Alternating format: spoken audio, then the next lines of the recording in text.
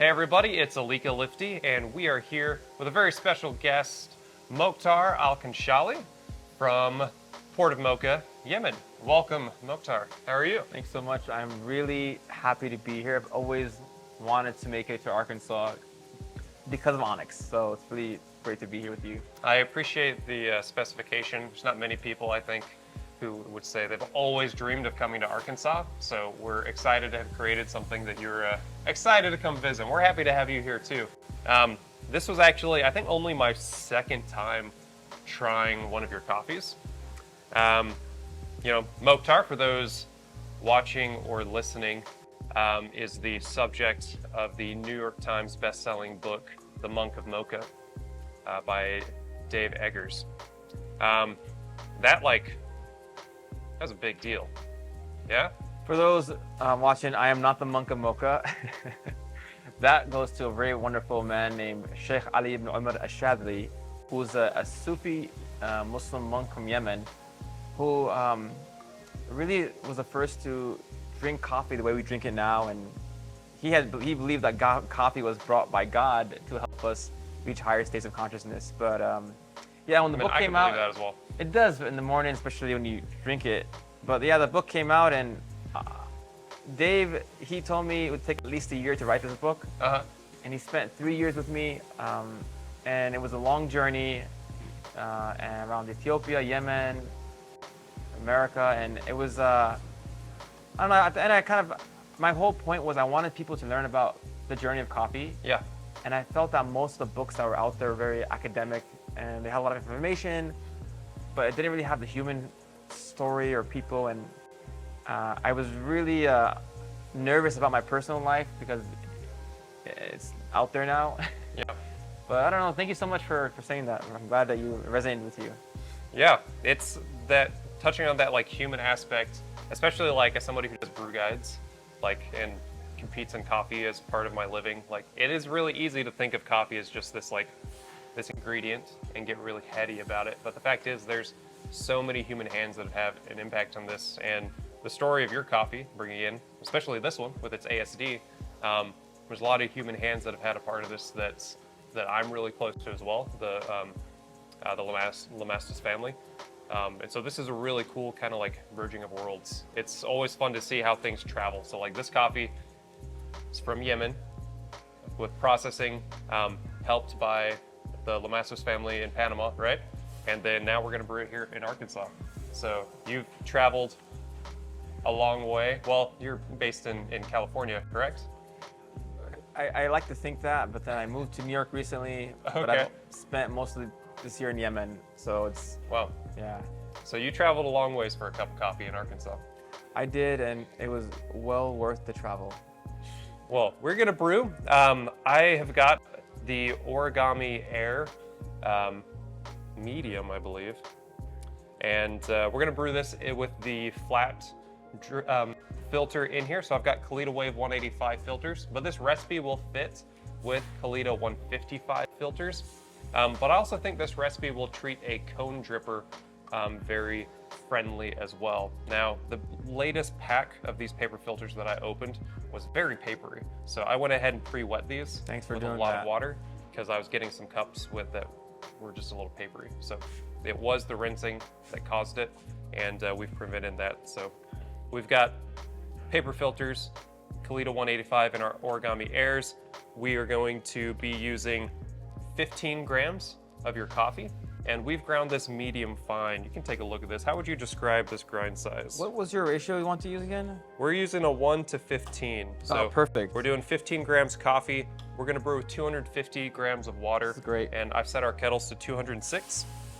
I ground this actually on 3 in the fellow ode with Gen 2 burrs.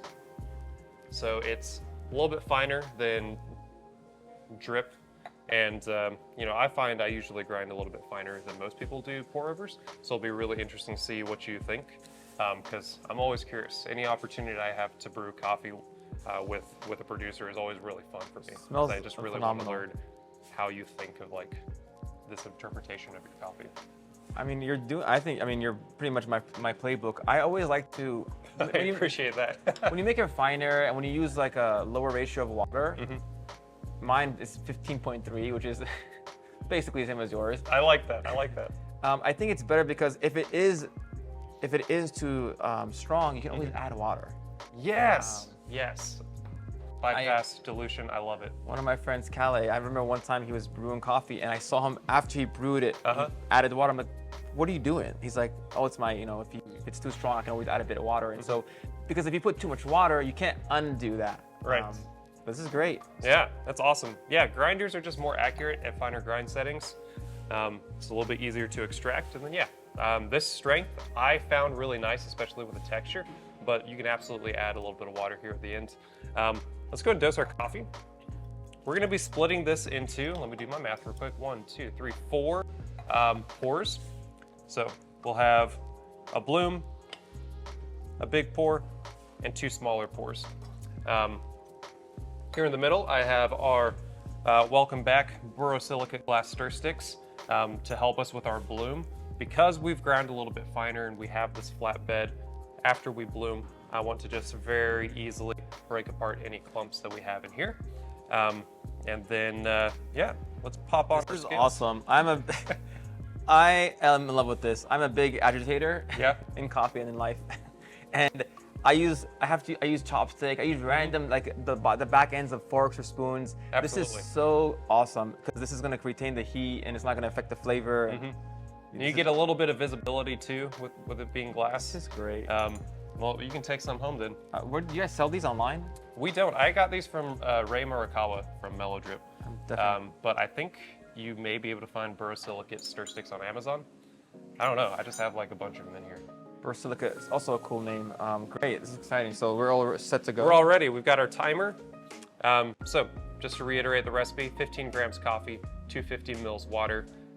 This was ground on 3 on an ode. It's going to be about 10 on your Baratza Encore or 19 clicks on a Comandante C40.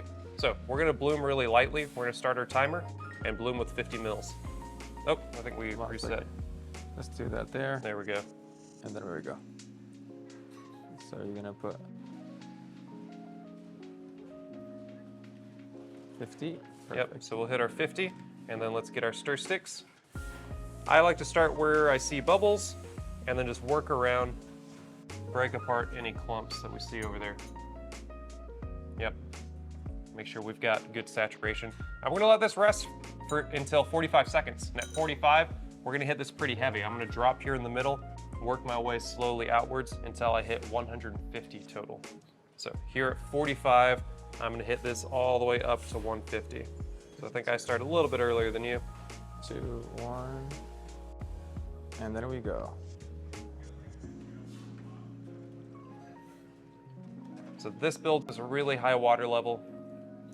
We're gonna start draining a little bit more quickly. I found this really accentuated the citric acidity rather than splitting the pores. Your coffee wants to drain really fast. This is interesting. It's also really soluble.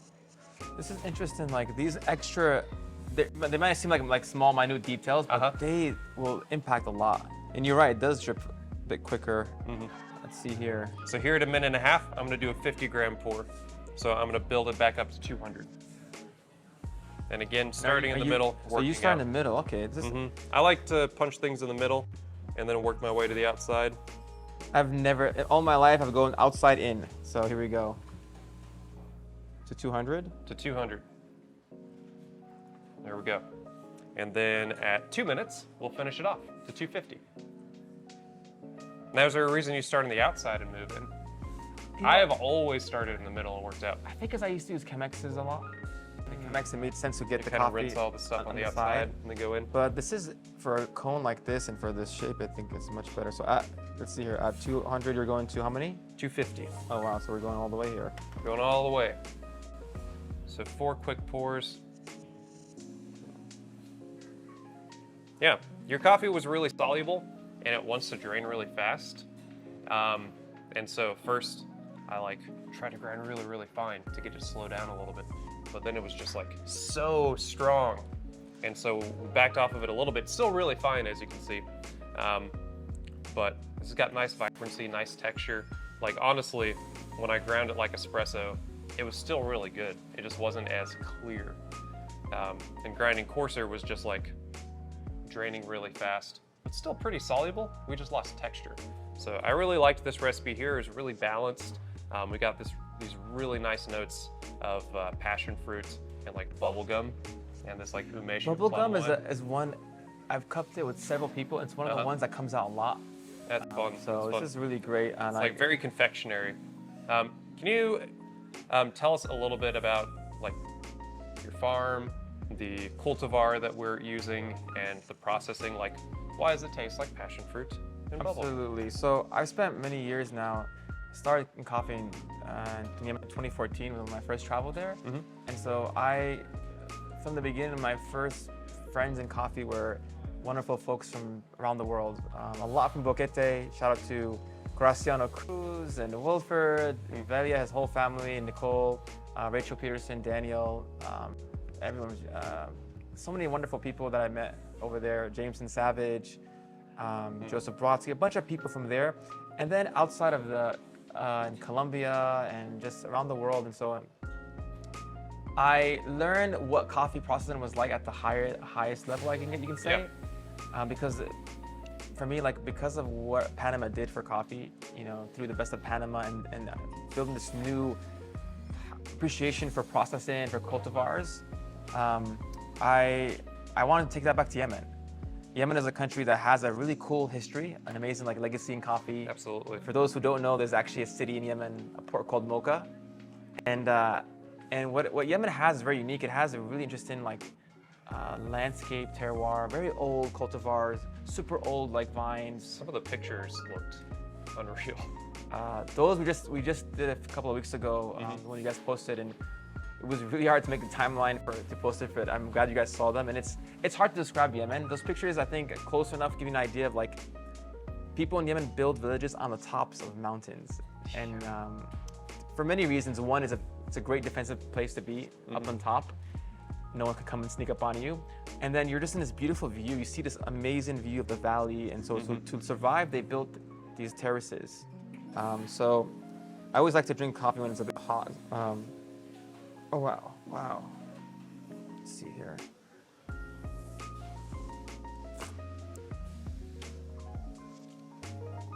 So this is, what was this roasted on? Did you roast this on the Stronghold S7? This is the first time I've had this coffee on a production roaster. Yep. And when you roast in a sample roaster, at least in my experience, you don't really get the full potential. It's always lacking texture, body, sweetness, because it doesn't caramelize as much as in my experience. So whenever we don't get to have our coffees, we always sell it to roasters. So whenever I get to taste the coffee on a production roast, it's always a treat. And this coffee is phenomenal. It has a lot of body, aftertaste.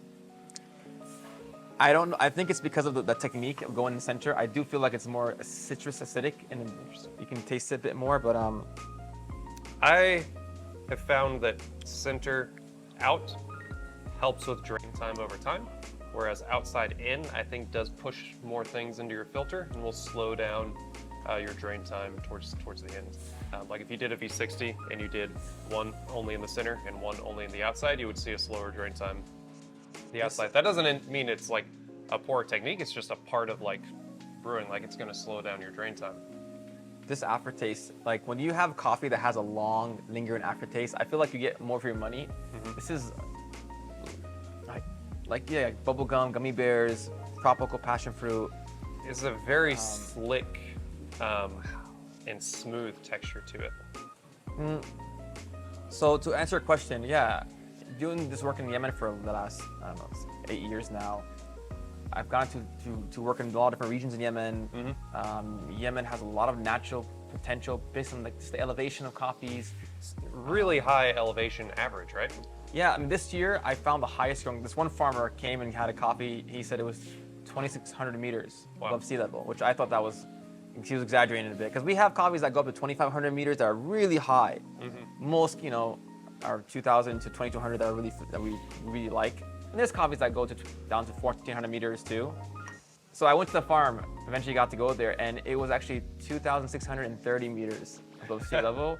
And the tree, the leaves, they were so thick, it's almost like they adapted to the cold. They kind of cover the cherries. It was insane. Interesting. So this coffee, so basically, we'd spent many years learning about processing, slow drying coffees. I never got to do these really cool fermentation things that I'm seeing all my friends doing around the country, around the world. La Palma del Tucán or Wilford's coffees in Panama. And when you work with farmers, we pay them premiums for better quality of cherries. And we find coffees that are, very unique, and that was kind of our impact model. You bring us better coffees that are better cherries. We pay you more than the local market. Yeah. We give micro loans. We take care of our farmers. But when I was asking, when I wanted to do these minute details, like we want to control the nighttime temperature, Right. all these different things, you had to have your own farm. And so this was like a big undertaking because I didn't know what I was getting into. I was like, okay, I work in Yemen. I live half the year there, for the most part. But when you have a farm, you're spending a lot of time pre-harvest. There's a lot of work with mulch and shade growing and pruning and all these dealing with like insects, weird like diseases. It's a lot. So why does coffee taste this way? I personally like natural coffees. Oh yeah, love naturals. It's a bit harder to produce them, but you taste the terroir more. This year we did a bunch of experiments from like carbonic maceration to this ASD to using like wild yeast in the water. Some of them were really amazing like this, and some of them were just horrible, disgusting. Not so much. And I think a lot of times with the anaerobic, which just means you have a place with no air, oxygen, we found there's a difference in flavor in like the plastic tanks versus stainless steel tanks. We found a difference in different where you store it, in different temperatures, how they affect it. And then I think for us, like the biggest issue is that you taste sometimes too much of the flavor of the process. Sure. And you won't know what the coffee tastes like. And so this was much more mild in the processing than the other ones were. And like there was one that I think was called N7 that was, it was crazy. It was just like a weirdly weird coffee. But this is, I think, did the best job in terms of balancing out. So you said this one wasn't as strong in processing. A lot of our viewers have probably had a Lamastus ASD coffee. We've had several over the past few years. There is often this it's a tied with natural, except you get this kind of purple fruit, which I think we experience this right here is this like plum, umeshu, usually confectionery, but that's also not, it's just like a clean version of what you would expect from a natural, and you still get variety traits, which from them we're usually experiencing geisha, so we still get these florals and tropical fruits. I'm not familiar with the Jaadi cultivar. Can you describe its like attributes? Like how am I experiencing Jaadi? That's actually a very good question. You're absolutely right, because one thing I like about Wilford's processing is that he does do an anaerobic process, but he actually there's at least almost like a month on the drying tables, and that's where you get the which is awesome. It's like it brings the best of that. Solidifies everything long term. You get really great structure and flavor that's going to last for a long time. So the Jaadi is known in an area called Haraz, and there's East and West Haraz. There's actually a community in East Haraz, a lot of wonderful producers there, Ghalib al-Hammasi, Imad al-Imadi, Shabir al-Izzi, which by the way, Shabir's coffee, it just won the #1 coffee in Coffee Review this year. Oh, that's awesome. PT coffees. And so this Jaadi is what's known there. It's Okay. a variety, a cultivar there. I actually called, because I am not a coffee geneticist, so I called, his name is Dr. Amin al-Hakimi. He's an amazing individual. He's a Yemeni coffee geneticist. He actually was working with Texas A&M University with a great program under the World Coffee Research Program. This was in 2014-15. Before the war broke out, he had to go back to Yemen. And he's currently a chair at the University of Sana'a, the capital. And so I called him up and I said, explain to me what this variety is, a cultivar. He said, it is a cultivar, it's called Jaadi. It works very well in Haraz because of the extreme elevations.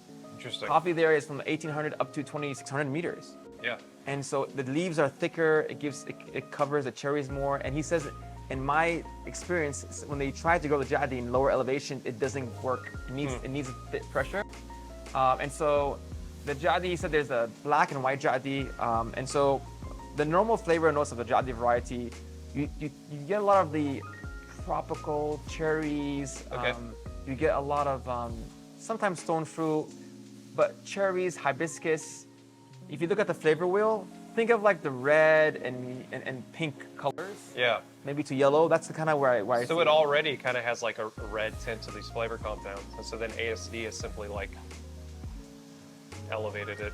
Let me taste little it. bit. See, so It has gotten like super plum and so a lot of times more when these floral right now. when these like fermented coffees dry like cool, they start to come apart, become like too sour or even vinegary sometimes. Right.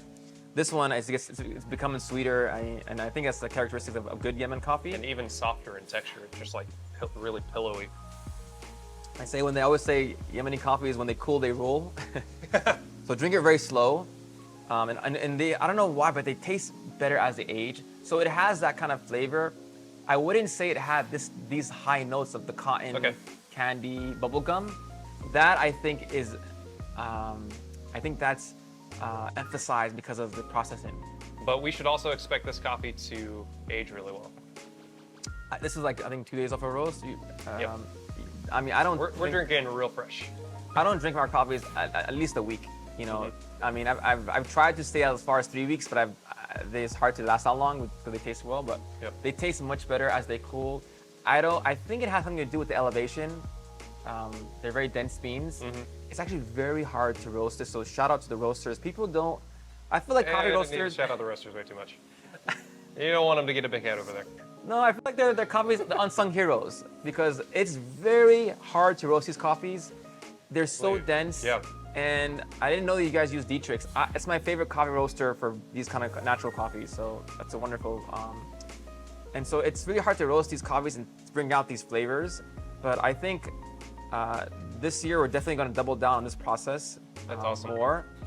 And So we can try expect different more variants. Port of Mokha or Al-Khanshali ASD. Yeah, for the Al-Khanshali Estates, you know, we want to do more of the ASD, but also other types of processing. So the slow dry in this, what we do is from 11 a.m. to about 2 p.m. So after 6 days of fermentation in a non-oxygen environment, we dry them very slow. From 11 to 2 p.m. is when I find the highest sunlight. We cover the cherries. Okay. And it just elongates the coffee longer. I remember I heard a lecture years ago by Tim Wundelbo about studies he had done, and Willem Boot also confirmed that when you cover coffees and when you elongate the drying period, the theory is that the embryos live longer and they convert more starches to sugars. And so I also found that green beans last longer when they do that. There's a lot of studies coming out. I don't know how recently or how old they are, if we're just now, or if I'm just now like getting into it. But the theory, or I think the concept seems to be like patience. It's like the longer maturation phase for a coffee, the more structurally sound it's going to be. And then same thing with, especially with the drying phase. Slower, even drying is going to make it easier for us to roast long term. It's going to reduce moisture at a much slower rate and maintain that flavor structure when roasted and when green for a longer period of time. That makes sense. My friend Felipe from Brazil, FAF, one of my favorite things in my world of coffee is, like I was talking to Dakota earlier, people are producers and roasters and importers and baristas. Some of them are like our best friends. This is like, we work around our friends. And so this coffee is literally the production of many people who've taught me many things. So Felipe told me that when he dries his coffee in Brazil, the last 20% is the most important. He makes it longer, so he makes them these like mounds. That's how we cover them. They use those mounds. So my favorite part of this coffee is, literally the first farmer that I met that I had their coffee was Wilford. I told the story to Dakota. It was my first time giving a presentation at my work. It was at Boot Coffee Campus in California, and there was a bunch of people there. Stephen Vick was there from, shout out to Stephen in Kenya right now, and a few other people, and I was so nervous. And towards the end of my presentation, Wilford gets up. I didn't know who he was. He just like, this is amazing. Like, we have it so easy in Panama. You guys have no water. It's hard for you guys to ship samples. And he says nice things about me, and he claps, and everyone claps. And then I didn't know who he was, but he had this kind of charisma, and people like respected him. Like, he must be a cool guy. So I was like, hey, thank you so much for saying those nice things about me. I'm a little familiar with the charisma. Where are you? I might blow his ego, but no, he really is like a legend. And he like told me, he's like, I was like, what do you do? He's like, I'm a coffee farmer. I'm like, oh great, where? He's like, Panama. And he told me the name of his farm. I'm like, wait, is it the one they had? I had your coffee recently, and it was really awesome. It was great to meet someone like that, and so yeah, so like fast forward to now, now I called them up like, hey, I'm doing these different techniques. How can I replicate what you're doing with some advice? Mm-hmm. And I thought he was just going to give me a couple of hints or things. He sent me his manuals, he sent me videos, he called me up, and so when we tasted these coffees and did it, I was really happy that these types of I think this is a really cool example of something very rare, which is like a cross-cultural, like how people can open source really their techniques and what they do to help someone like me, as I didn't know I would not be able to produce this coffee had I got. We all need mentors. Yeah. That's also really great to hear about the Lamastus estate. I mean, they're so celebrated, and to think how like they're very open. I think that speaks a lot to their character as well. And also like to yours to like reach out and be like, hey, like I want to try this thing. Can you help me? I think that's really cool. He's been such a lot of my friends, but particularly him, he'll laugh and talk to you, but as soon as he gets to coffee world, like a switch goes on, he gets very technical. Mokhtar, what is the nighttime temperature of this coffee? It's the storage facility. What is all these different things, that go into it. And that's why his coffees taste the way they do. And then like Wilford Jr., his son, like in his cafe in Panama, and his whole family, they're really phenomenal. But a bunch of other people that have been super helpful. Yeah, because we all are trying to figure this out together, and it helps when you're not the only one doing something. Mm-hmm. Wow. Yeah. So before my coffee gets too cold, I want to share it with some other folks around here. Thank you for taking time doing a brew guide. I'm excited to hang out with you a little bit more. When we close up, cheers. Cheers. And enjoy. So we say in Arabic, sahatain. Sahatain. Sahatain. Sahatain.